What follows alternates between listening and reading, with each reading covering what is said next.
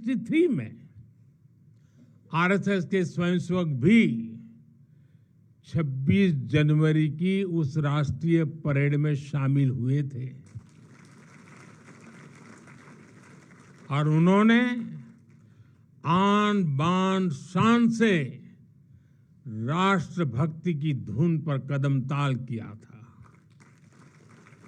इस टिकट में उसी ऐतिहासिक क्षण की स्मृति है। साथियों, संघ के स्वयंसेवक जो अनवरत रूप से देश की सेवा में जुटे हैं, समाज को सशक्त कर रहे हैं, इसकी भी झलक एक स्मारक डाक टिकट में है। मैं इन स्मृति सिक्कों और डाक टिकट के लिए देशवासियों को बहुत बहुत बधाई देता हूं। साथियों, जिस तरह विशाल नदियों के किनारे मानव सभ्यताएं पनपती हैं, उसी तरह संघ के किनारे भी और संघ की धारा में भी सैकड़ों जीवन पुष्पित पल्वित हुए हैं। जैसे एक नदी जिन रास्तों से बहती है, उन क्षेत्रों को, वहां की भूमि को, वहां के गांवों को सुजलाम सुफलाम बनाती हुई अपने जल से समृद्ध करती है, वैसे ही संघ ने इस देश के हर क्षेत्र, समाज के हर आयाम को स्पर्श किया है। यह अविरल तप का फल है, यह राष्ट्र प्रवाह प्रबल है। साथियों, जिस तरह एक नदी कई धाराओं में खुद को प्रकट करती है, हर धारा अलग अलग क्षेत्र को पोषित करती है, संघ की यात्रा भी ऐसी ही है। संघ के अलग अलग संगठन भी जीवन के हर पक्ष से जुड़कर राष्ट्र की सेवा करते हैं।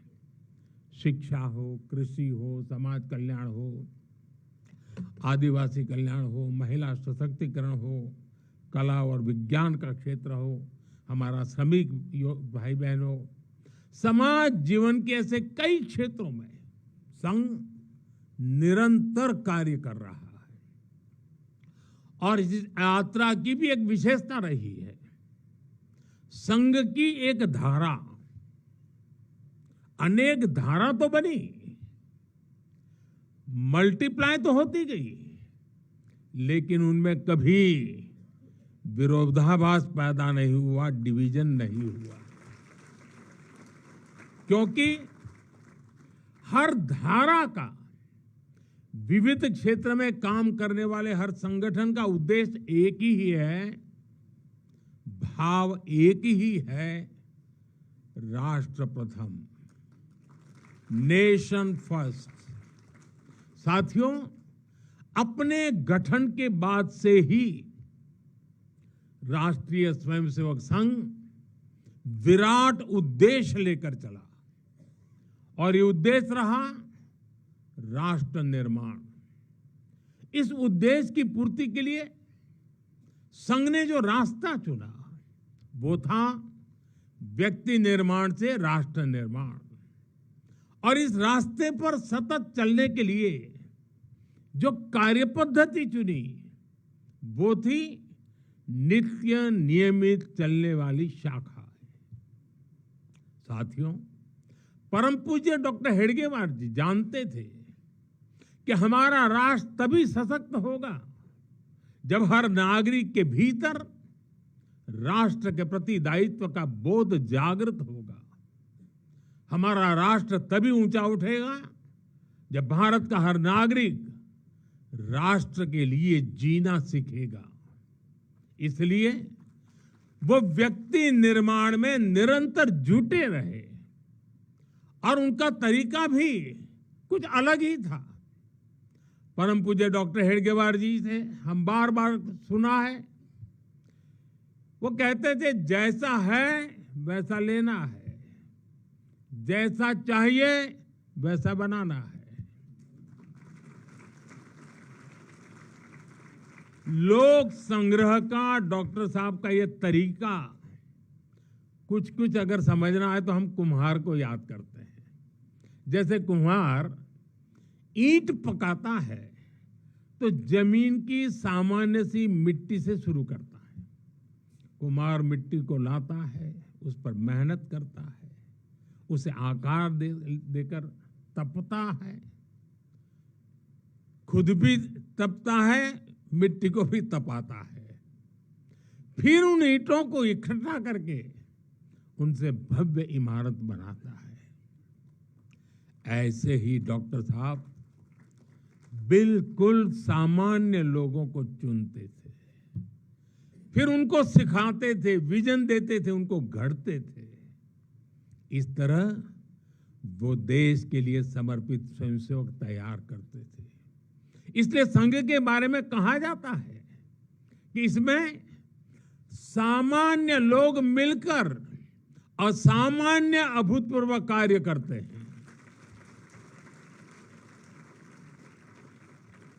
साथियों, व्यक्ति निर्माण की ये सुंदर प्रक्रिया हम आज भी संघ की शाखाओं में देखते हैं। संघ शाखा का मैदान एक ऐसी प्रेरणा भूमि है जहां से स्वयं सेवक की अहम से वयम की यात्रा शुरू होती है। संघ की शाखाएं व्यक्ति निर्माण की यज्ञ वेदी है। इन शाखाओं में व्यक्ति का शारीरिक, मानसिक और सामाजिक विकास होता है। स्वयंसेवकों के मन में राष्ट्र सेवा का भाव और साहस दिन प्रतिदिन पनपता रहता है। उनके लिए त्याग और समर्पण सहज हो जाता है। श्रेय के लिए प्रतिस्पर्धा की भावना समाप्त हो जाती है और उन्हें सामूहिक निर्णय और सामूहिक कार्य का संस्कार मिलता है। साथियों, राष्ट्र निर्माण का महान उद्देश्य व्यक्ति निर्माण का स्पष्ट पथ और शाखा जैसी सरल जीवंत कार्य पद्धति, यही संघ की 100 वर्षों की यात्रा का आधार बने हैं। इन्हीं स्तंभों पर खड़े होकर संघ ने लाखों स्वयंसेवकों को गढ़ा, जो विभिन्न क्षेत्रों में देश को अपना सर्वोत्तम दे रहे हैं, देश को आगे बढ़ाने के लिए निरंतर प्रयास कर रहे हैं। समर्पण से, सेवा से और राष्ट्र के उत्कर्ष की साधना से। साथियों, संघ जब से अस्तित्व में आया, संघ के लिए देश की प्राथमिकता ही उसकी अपनी प्राथमिकता रही है। इसलिए जिस कालखंड में जो बड़ी चुनौती देश के सामने आई, संघ ने उस कालखंड के अंदर अपने आप को झोंक दिया। संघ उससे जूझता रहा। आजादी की लड़ाई के समय देखें तो परम पूज्य डॉक्टर हेडगेवार जी समेत अनेक कार्यकर्ता ने स्वतंत्रता आंदोलन में हिस्सा लिया। डॉक्टर साहब कई बार जेल तक गए। आजादी की लड़ाई की कितने ही स्वतंत्रता सेनानियों को संघ संरक्षण देता रहा, उनके साथ कंधे से कंधा मिलाकर काम करता रहा। 1942 में, 1942 में जब चिमूर में अंग्रेजों के खिलाफ आंदोलन हुआ तो उसमें अनेक स्वयंसेवकों को अंग्रेजों के भीषण अत्याचार का सामना करना पड़ा। आजादी के बाद भी हैदराबाद में निजाम के अत्याचारों से के खिलाफ संघर्ष से लेकर गोवा के स्वतंत्रता आंदोलन और दादरा नगर हवेली की मुक्ति तक संघ ने कितने ही बलिदान दिए और भाव एक ही रहा, राष्ट्र प्रथम। लक्ष्य एक ही रहा, एक भारत श्रेष्ठ भारत। साथियों, राष्ट्र साधना की इस यात्रा में ऐसा नहीं है कि संघ पर हमले नहीं हुए, संघ के खिलाफ साजिशें नहीं हुई। हमने देखा है कैसे आजादी के बाद भी संघ को कुचलने का प्रयास हुआ, मुख्य धारा में आने देने का और उसे न आने से रोकने का अनगिनत षड्यंत्र हुए। परम पूज्य गुरु जी को झूठे केस में फंसाया गया, उन्हें जेल तक भेज दिया गया, लेकिन जब पूज्य गुरु जी जेल से बाहर आए तो उन्होंने सहज रूप से कहा, और शायद इतिहास की तवारीख में ये भाव, ये शब्द एक बहुत बड़ी प्रेरणा है। तब परम पूज्य गुरु जी ने बहुत सहजता से कहा था, कभी कभी जीभ दांतों के नीचे आकर दब जाती है, कुचल भी जाती है, लेकिन हम दांत नहीं तोड़ देते, क्योंकि दांत भी हमारे हैं और जीभ भी हमारी है। आप कल्पना कर सकते हैं, जिन्हें जेल में इतनी यातनाएं दी गई, जिन पर भांति भांति के अत्याचार हुए, उसके बाद भी परम पूज्य गुरु जी के मन में कोई रोष नहीं था, कोई दुर्भावना नहीं थी। यही परम पूज्य गुरु जी का ऋषि तुल्य व्यक्तित्व था। उनकी यही वैचारिक स्पष्टता संघ के प्रत्येक स्वयंसेवक के जीवन के मार्गदर्शक बनी। इसी ने समाज के प्रति एकात्मता और आत्मीयता के संस्कारों को सशक्त किया, और इसलिए चाहे संघ पर प्रतिबंध लगे, चाहे षड्यंत्र हुए, झूठे मुकदमे हुए, संघ के स्वयंसेवकों ने कभी कटुता को स्थान नहीं दिया, क्योंकि वो जानते हैं हम समाज से अलग नहीं है, समाज हम सबसे ही तो बना है। जो अच्छा है वो भी हमारा है, जो कम अच्छा है वो भी हमारा है। साथियों, और दूसरी बात, जिसने कभी कटुता को जन्म नहीं दिया, वो है प्रत्येक स्वयंसेवक का लोकतंत्र और संवैधानिक संस्थाओं में अडिग विश्वास। जब देश पर इमरजेंसी थोपी गई तो इसी एक विश्वास ने हर स्वयंसेवक को ताकत दी, उसे संघर्ष करने की क्षमता दी। इन्हीं दो मूल्यों, समाज के साथ एकात्मता और संवैधानिक संस्थाओं के प्रति आस्था ने संघ के स्वयंसेवकों को हर संकट में स्थित प्रज्ञ बना के रखा, समाज के प्रति संवेदनशील बनाए रखा। इसलिए समाज के अनेक थपेड़े झेलते हुए भी संघ आज तक विराट वट वृक्ष की तरह अडिग खड़ा है, देश और समाज की सेवा में निरंतर कार्य कर रहा है। अभी यहां हमारे एक स्वयंसेवक ने इतनी सुंदर प्रस्तुति दी, शून्य से एक शतक बने, शून्य से एक शतक बने, अंक की मन भावना, भारती की जय विजय हो, ले हृदय में प्रेरणा, कर रहे हम साधना, मातृभू आराधना। और उस गीत का संदेश था, हमने देश को ही देव माना है और हमने देह को ही दीप बना करके जलने का सीखा है। वाकई यह अद्भुत था। साथियों, प्रारंभ से संघ राष्ट्रभक्ति और सेवा का पर्याय रहा है। जब विभाजन की पीड़ा ने लाखों परिवारों को बेघर कर दिया, तब स्वयंसेवकों ने शरणार्थियों की सेवा की। संघ के स्वयंसेवक अपने सीमित संसाधनों के साथ सबसे आगे खड़े थे। यह केवल राहत नहीं था, यह राष्ट्र की आत्मा को संबल देने का कार्य था।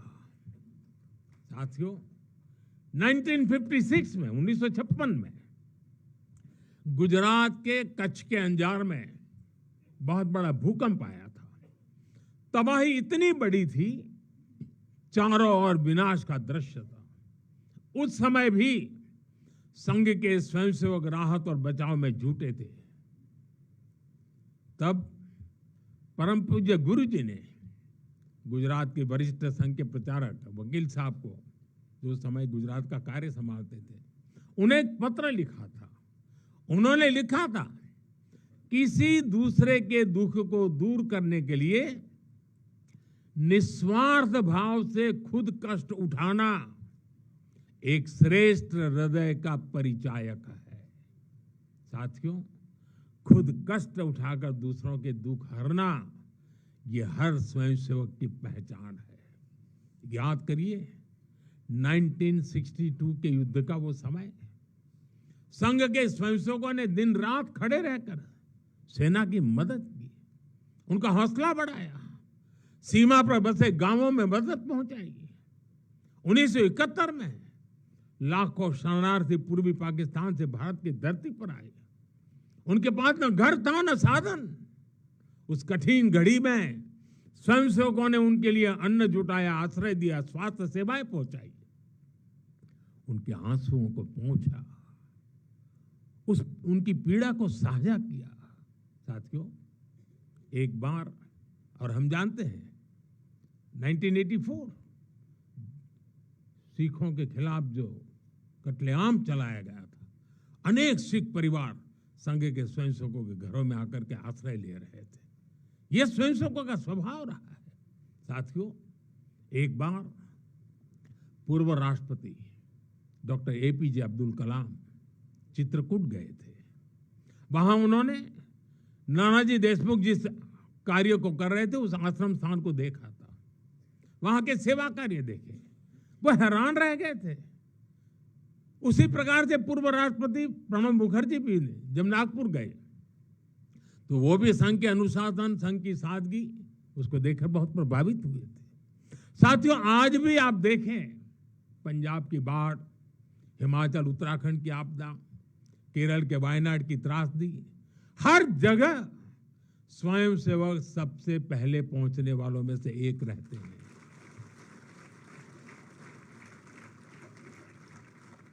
कोरोना काल में तो पूरी दुनिया ने संघ के साहस और सेवा भाव का प्रत्यक्ष प्रमाण देखा है। साथियों, अपनी 100 वर्ष की इस यात्रा में संघ का एक बड़ा काम ये रहा है, उसने समाज के अलग अलग वर्गों में आत्मबोध जगाया, स्वाभिमान जगाया। और इसके लिए संघ देश के उन क्षेत्रों में भी कार्य करता रहा है जो दुर्गम है, जहां पहुंचना सबसे कठिन है। हमारे देश में लगभग 10 करोड़ आदिवासी भाई बहन हैं, जिनके कल्याण के लिए संघ लगातार प्रयासरत है। लंबे समय तक सरकारों ने उन्हें प्राथमिकता नहीं दी, लेकिन संघ ने उनकी संस्कृति, उनके पर्व, उत्सव, उनकी भाषा और परंपराओं को सर्वोच्च प्राथमिकता दी। सेवा भारती, विद्या भारती, एकल विद्यालय, वनवासी कल्याण आश्रम आदिवासी समाज के सशक्तिकरण का स्तंभ बनकर के उभरे। आज हमारे आदिवासी भाई बहनों में जो आत्मविश्वास आया है, वो उनके जीवन में बदल रहा है। साथियों, संघ दशकों से आदिवासी परंपराओं, आदिवासी रीति रिवाजों, आदिवासी मूल्यों को सहज ने संवारने में अपना सहयोग देता रहा है, अपना कर्तव्य निभा रहा है। उसकी तपस्या ने भारत की सांस्कृतिक पहचान सुरक्षित रखने में बड़ी भूमिका निभाई है।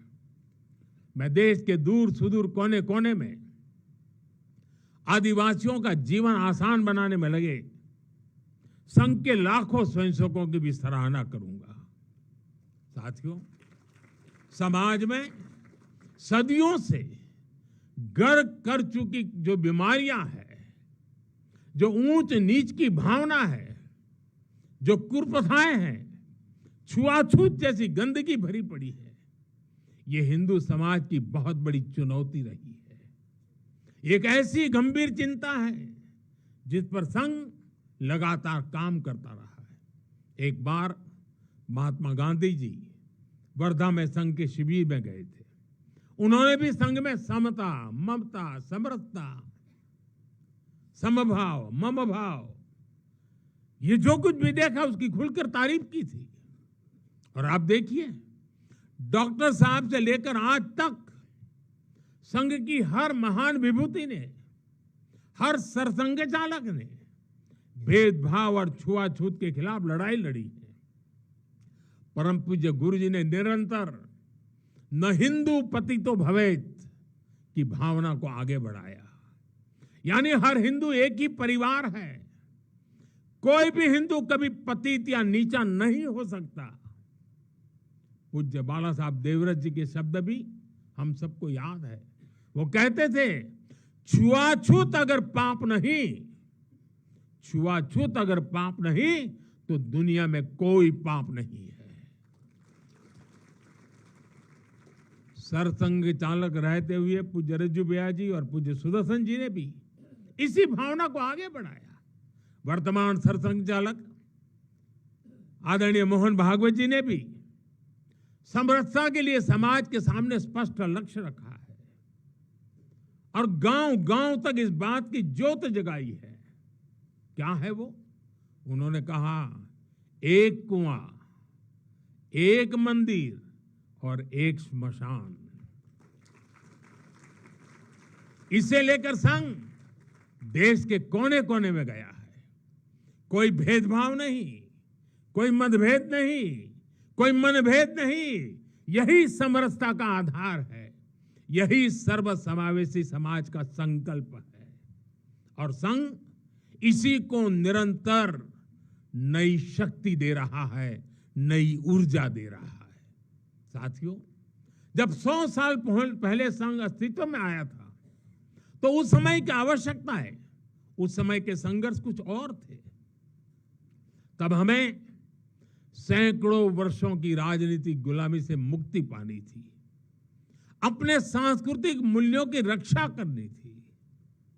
लेकिन आज 100 वर्ष बाद जब भारत विकसित होने की तरफ बढ़ रहा है, जब भारत दुनिया की तीसरी सबसे बड़ी इकोनॉमी बनने जा रहा है,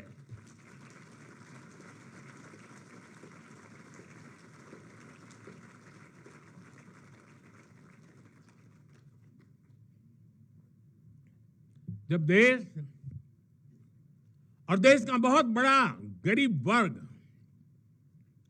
गरीबी को परास्त करके, गरीबी को पराजित करके आगे आ रहा है, जब हमारे युवाओं के लिए नए नए सेक्टर्स में नए अवसर बन रहे हैं, जब ग्लोबल डिप्लोमेसी से क्लाइमेट पॉलिसीज तक भारत विश्व में अपनी आवाज बुलंद कर रहा है, तब आज के समय की चुनौतियां अलग है, संघर्ष भी अलग है।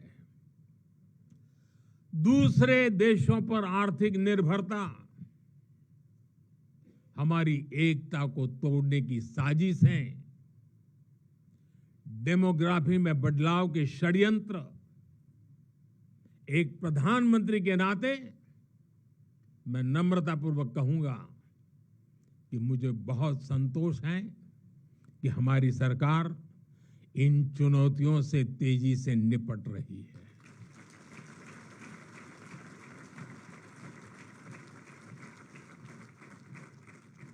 वहीं एक स्वयंसेवक के नाते मुझे ये भी खुशी है कि राष्ट्रीय स्वयंसेवक संघ ने न केवल इन चुनौतियों को पहचान की है, बल्कि इन चुनौतियों से निपटने के लिए ठोस रोड मैप भी बनाया है।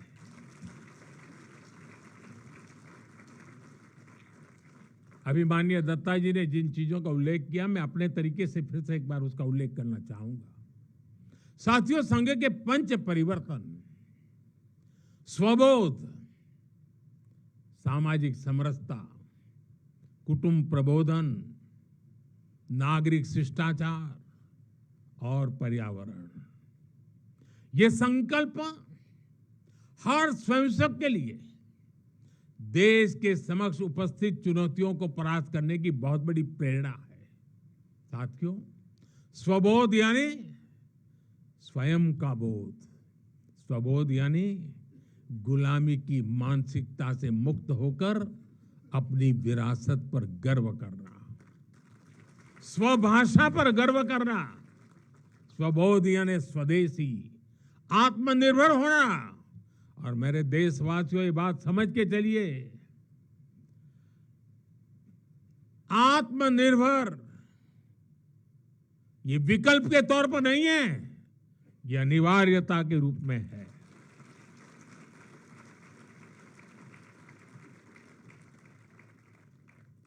हमें स्वदेशी के अपने मूल मंत्र को समाज का संकल्प बनाना है। हमें वोकल फॉर लोकल के अभियान को उसकी सफलता के लिए वोकल फॉर लोकल ये हमारा निरंतर एक नई ऊर्जा प्रदान करने वाला घोषवाक्य होना चाहिए, प्रयास होना चाहिए। साथियों, संघ ने सामाजिक समरसता को हमेशा अपनी प्राथमिकता बनाए रखा है। सामाजिक समरसता यानी वंचित को वरीयता देकर सामाजिक न्याय की स्थापना करना, देश की एकता को बढ़ाना। आज राष्ट्र के सामने ऐसे संकट खड़े हो रहे हैं जो हमारी एकता, हमारी संस्कृति और हमारी सुरक्षा पर सीधा प्रहार कर रहे हैं। अलगाववादी सोच, क्षेत्रवाद, कभी जाति, कभी भाषा को लेकर विवाद, कभी बाहरी शक्तियों द्वारा भड़काई गई विभाजनकारी प्रवृत्तियां, ये सब अनगिनत चुनौतियां हमारे सामने खड़ी है। भारत की आत्मा हमेशा विविधता में एकता ही रही है। अगर इस सूत्र को तोड़ा गया तो भारत की शक्ति भी कमजोर होगी, और इसलिए हमें इस सूत्र को निरंतर जीना है, उसे मजबूती देनी है। साथियों, सामाजिक समरसता को आज डेमोग्राफी में बदलाव के षड्यंत्र से, घुसपैठियों से भी बड़ी चुनौती मिल रही है। यह हमारी आंतरिक सुरक्षा और भविष्य की शांति से भी जुड़ा हुआ प्रश्न है, और इसलिए मैंने लाल किले से डेमोग्राफी मिशन की घोषणा की है।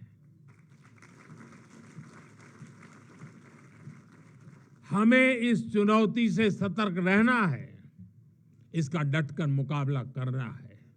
साथियों, कुटुंब प्रबोधन आज समय की मांग है।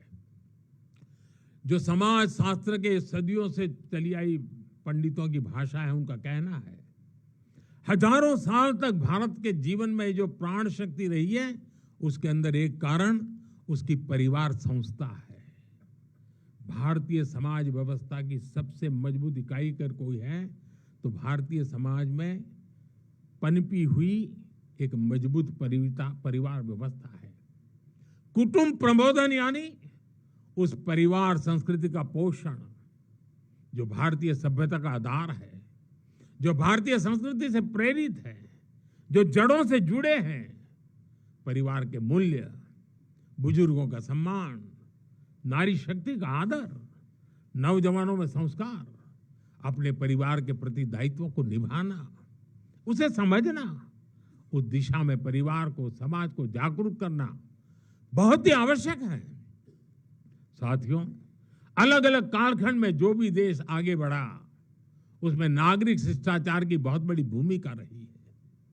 नागरिक शिष्टाचार अर्थात कर्तव्य की भावना, नागरिक कर्तव्य का बोध हर देशवासी में हो। स्वच्छता को बढ़ावा, देश की संपत्ति का सम्मान, नियमों और कानूनों का सम्मान, हमें इसे लेकर आगे बढ़ना है। हमारे संविधान की भावना है नागरिक अपने कर्तव्यों का पालन करे।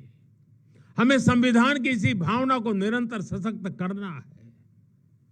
साथियों, पर्यावरण की रक्षा वर्तमान और आने वाली पीढ़ियों के लिए बहुत जरूरी है। ये पूरी मानवता के भविष्य से जुड़ा है। हमें इकोनॉमी के साथ ही इकोलॉजी की भी चिंता करनी है।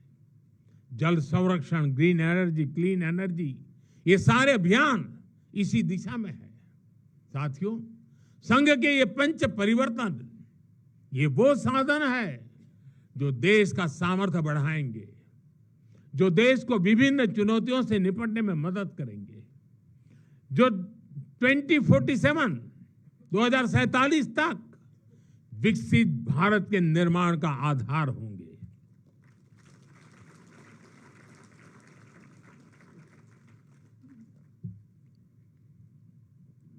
साथियों, 2047 का भारत तत्वज्ञान और विज्ञान, सेवा और समरसता से गढ़ा हुआ वैभवशाली भारत हो। यही संघ की दृष्टि है, यही हम सब स्वयंसेवकों की साधना है और यही हमारा संकल्प है। साथियों, हमें हमेशा हमेशा याद रखना है, संघ बना है राष्ट्र के प्रति अटूट आस्था से। संघ चला है राष्ट्र के प्रति अगाध सेवा के भाव से। संघ तपा है त्याग और तपस्या की अग्नि में। संघ निखरा है संस्कार और साधना के संगम से। संघ खड़ा है राष्ट्र धर्म को जीवन का परम धर्म मान करके। संघ जुड़ा है भारत माता की सेवा के विराट स्वप्न से। साथियों, संघ का आदर्श है संस्कृति की जड़ें गहरी और सशक्त हो। संघ का प्रयास है समाज में आत्मविश्वास और आत्मगौरव हो। संघ का लक्ष्य है हर हृदय में जन सेवा की ज्योति प्रज्वलित हो। संघ का दृष्टिकोण है भारतीय समाज सामाजिक न्याय का प्रतीक बने। संघ का ध्येय है विश्व मंच पर भारत की वाणी और भी प्रभावी बने। संघ का संकल्प है भारत का भविष्य सुरक्षित और उज्जवल बने। मैं एक बार फिर आप सभी को इस ऐतिहासिक अवसर की बधाई देता हूं। कल विजयादशमी का पावन पर्व है। हम सबके जीवन में विजयादशमी का एक विशेष महत्व है। मैं उसके लिए भी आप सबको शुभकामनाएं देते हुए मेरी वाणी को विराम देता हूं। बहुत बहुत धन्यवाद।